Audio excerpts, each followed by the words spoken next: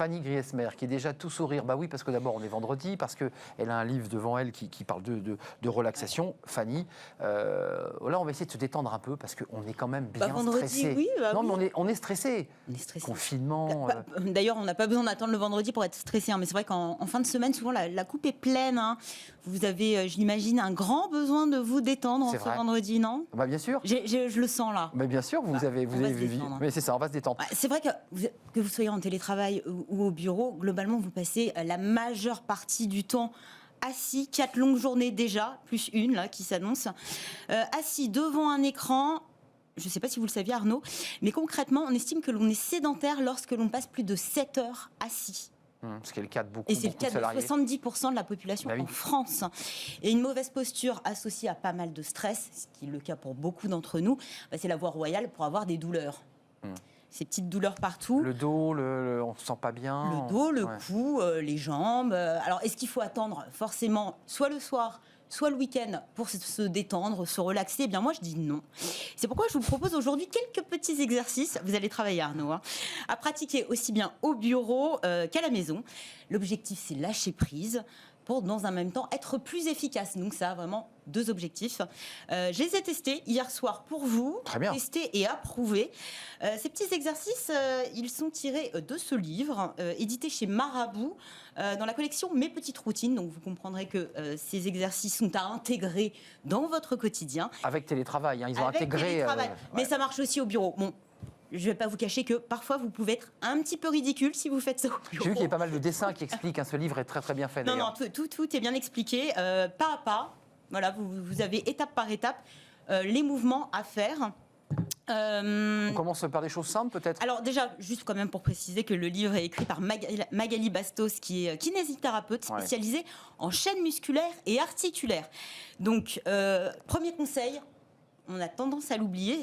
Il paraît évident, hein, mais c'est vrai que souvent pris dans le feu de l'action, on a tendance à oublier qu'il faut s'octroyer des pauses, des pauses régulières. Ce qu'elle nous conseille, Magali Bastos, se lever, en fait, de faire des pauses toutes les heures.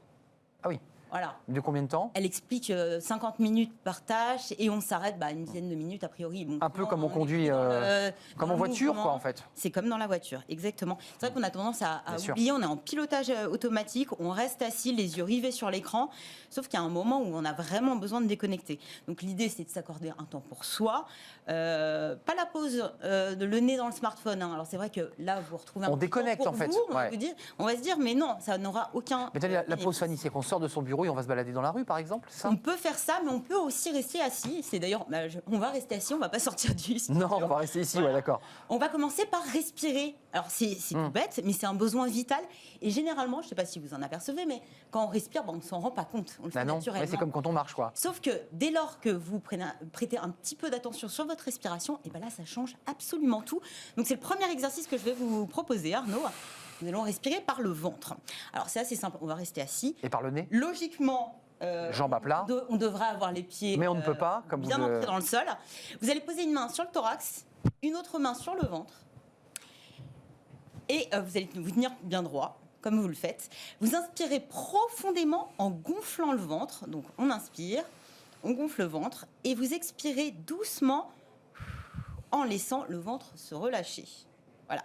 On répète cet enchaînement inspiration, expiration avec le ventre qui se gonfle puis se relâche 10 fois. L'exercice, alors, plein de vertus, et c'est pour ça que ça serait important de le faire régulièrement. Ça permet de faire redescendre la pression en calmant le rythme cardiaque. On parle beaucoup de cohérence cardiaque. C'est vrai que ça a énormément d'impact sur le mental.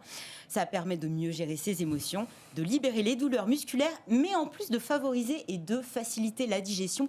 Donc l'exercice est absolument idéal l'après-midi. Je l'ai fait 5 fois. Ça permet une forme de méditation, en quelque sorte. Ça permet de se recentrer. C'est typiquement la pleine conscience. On retrouve cet exercice pas mal dans le yoga, notamment la sophrologie, la méditation. Mais d'un mot et de plusieurs, le fait d'être en télétravail donne le sentiment aujourd'hui, même à travers ce livre, d'avoir encore plus besoin de ces exercices. J'ai le sentiment qu'on est le nez devant son ordinateur encore plus quand on est chez soi. Encore plus. Est-ce qu'on a le temps pour un dernier exercice? Un dernier. Pour la route, comme on dit. Allez, celui-ci, on va s'attaquer aux épaules.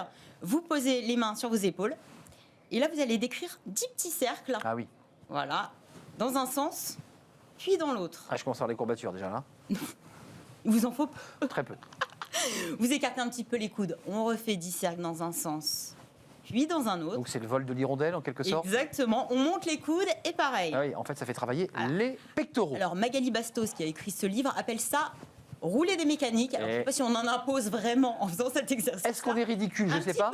Mais en tout cas, ça fait énormément de bien. En tout cas, ça permet là, pour le coup, de tonifier la structure musculaire, notamment des pectoraux, si j'ai bien vu, et puis des épaules. Oui, et puis aussi penser à se redresser. Et d'ouvrir. À s'affaisser en télétravail. Alors, ces exercices, c'est à pratiquer dès que possible, autant que possible, en télétravail, au bureau, ou j'ai envie de dire dans la vie de tous les jours, voilà, à n'importe quel moment. Ça permet de se détendre, de faire un break et être en mesure de repartir de plus belle, mais en version beaucoup plus efficace. Donc on a tout à y gagner. Et le soir, c'est plutôt pas mal parce que ça permet de s'endormir beaucoup plus facilement. Oui, s'endormir, évitez d'avoir le smartphone pour vous endormir jusqu'au bout. C'est de le poser avant de s'endormir. C'est pas mal aussi ça. Je pense que Madame Bastos... Déconnectons jusqu'au bout. Voilà, mes petites routines, la collection... télétravail en toute sérénité chez Marabout par Magali Bastos. Il faut dire quand même, Fanny, qu'on retrouvera ce livre à travers vos chroniques assez régulièrement. Alors là, la prochaine fois, vous allez être beaucoup plus ridicule, vous le savez. Non, je ne le sais pas. Vous engagez là. Mais je ne veux pas que vous me le disiez, je le découvrirai le moment venu. C'était un plaisir, Fanny. Bon week-end. Bon week-end à vous. On se détend, on bouge un peu les épaules et on respire en mettant la main sur le ventre. Détendez-vous, faites des pauses comme quand on est sur l'autoroute. La pause s'impose. Ça sera le mot de la fin de cette chronique. Tout de suite, c'est le cercle RH après cette courte pause. C'est le débat des experts, comme chaque vendredi. Évidemment, la fermeture des stations de ski a un impact direct sur l'emploi des vallées, bien entendu. On va en parler. Et puis, il y a le président Macron qui s'intéresse aux étudiants avec ces repas à 1 €, parce que, évidemment, les étudiants sont aujourd'hui en grande souffrance. On fait le point. Mes invités arrivent. Restez avec nous juste après cette pause. Ils seront là.